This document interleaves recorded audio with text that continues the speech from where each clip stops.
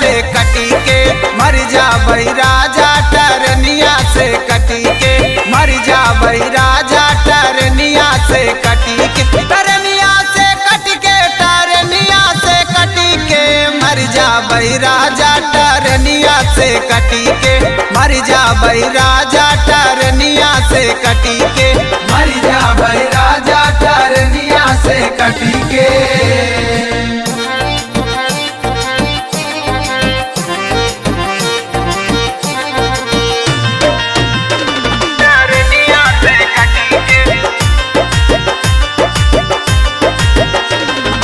पहले लागत राहे बोलिया मिठाई हो बोलिया मिठाई कवन चीज पौते तू गैला